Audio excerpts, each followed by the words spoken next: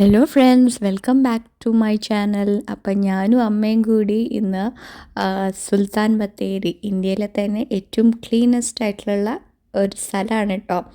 അപ്പോൾ അവിടെ ഒരു ജൈന ക്ഷേത്രമുണ്ട്, അത് കാണാൻ വേണ്ടിയിട്ടാണ് ഞങ്ങൾ ഈ പോണത്. അപ്പോൾ സ്റ്റേ ട്യൂൺ, അവിടെ എത്തിയിട്ട് ബാക്കി കാഴ്ചകൾ കാണാം.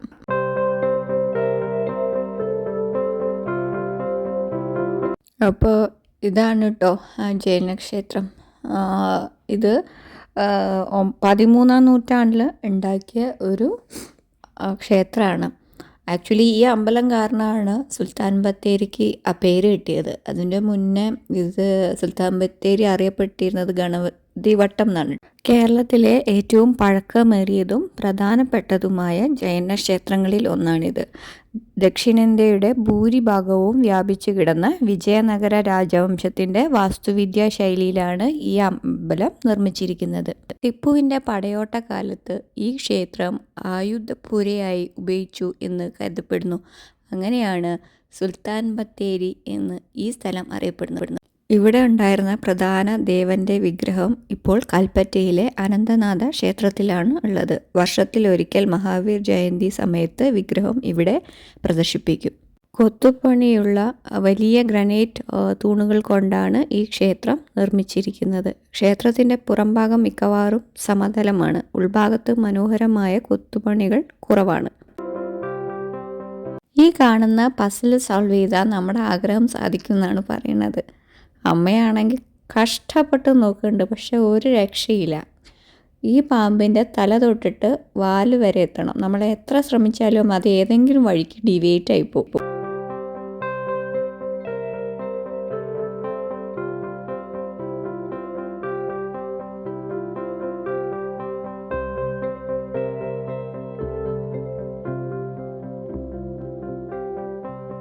ഈ കാണുന്ന കിണർ ഒരു തുരങ്കമാണെന്ന് പറയപ്പെടുന്നു. ടിപ്പു സുൽത്താൻ്റെ കൊട്ടാരം വരെ എത്താൻ വേണ്ടി നിർമ്മിച്ച ഒരു തുരങ്കപ്പാത. അപ്പോൾ അതിൽ അത്യാവശ്യം വെള്ളമൊക്കെ കാണുന്നുണ്ട് കേട്ടോ. അന്നത്തെ കാലത്ത് പറയാൻ പറ്റില്ല, ഇങ്ങനെയാണോ പോലെ.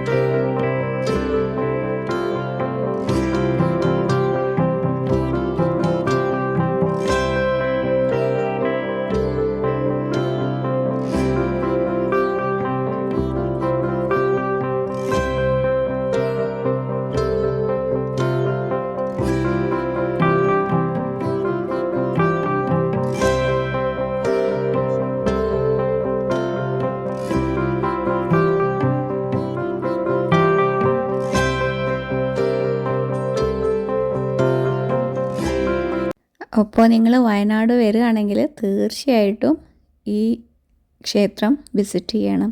ഇത് സുൽത്താൻ ബത്തേരി ബസ് സ്റ്റാൻഡിൽ നിന്ന് ഏകദേശം 2.5 കിലോമീറ്റർ ടൗണിൽ തന്നെയാണ് കേട്ടോ സ്ഥിതി ചെയ്യുന്നത്. ഹിസ്റ്ററി ലവേഴ്സൊക്കെ ആണെങ്കിൽ നിങ്ങൾക്ക് തീർച്ചയായിട്ടും ഇവിടം ഇഷ്ടപ്പെടും.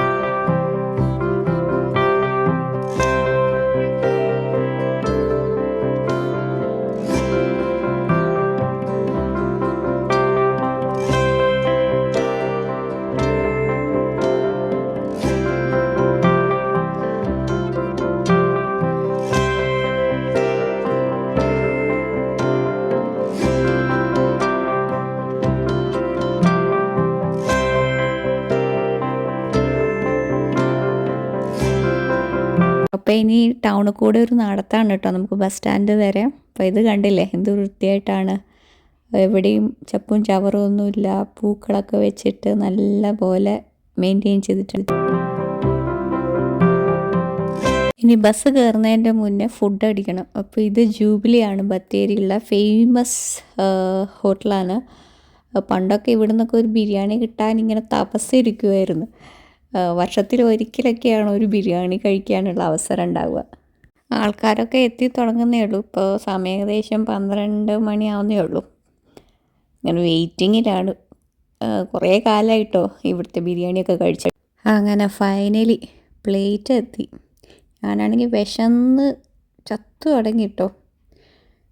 കൂടെ ബിരിയാണി കഴിക്കാനുള്ള ഒരു ആക്രാന്തമുണ്ടല്ലോ, കുറേ കാലങ്ങൾക്ക് ശേഷം നമുക്ക് ഇഷ്ടപ്പെട്ട ഒരു ഫുഡ് കഴിക്കുമ്പോഴുള്ള.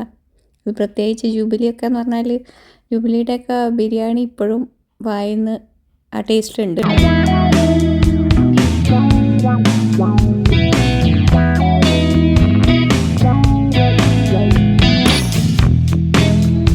ഗൈസ്, ഞാൻ കുറച്ച് വിഷമത്തിലാണ്. ആ ബിരിയാണിയുടെ ടേസ്റ്റൊക്കെ മാറി, ആ ബിരിയാണിയേ അല്ല. ബട്ട് സ്റ്റിൽ വിശപ്പ് കാരണം കഴിച്ചു. അങ്ങനെ ഫുഡൊക്കെ കഴിച്ചിറങ്ങി ഇനി ബസ് സ്റ്റാൻഡ് വരെ വച്ചൊരു നടത്തം. കൂട്ടത്തിൽ നിങ്ങൾക്ക് ബത്തേരി ടൗണും കാണിച്ചു തരാമല്ലോ.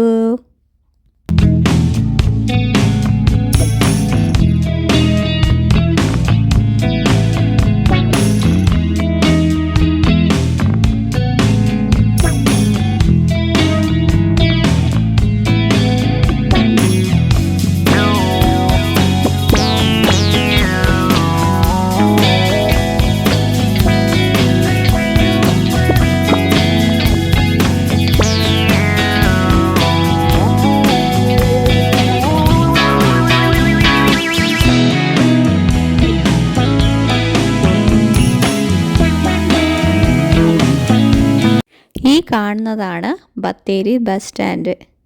എൻ്റെ വീഡിയോ എല്ലാവർക്കും ഇഷ്ടപ്പെട്ടു എന്ന് കരുതണു. അടുത്തൊരു വീഡിയോയിൽ നമുക്ക് വീണ്ടും കാണാം. അതുവരെ ഇറ്റ്സ് ബൈ ഫ്രം സഞ്ചാരിയാമി.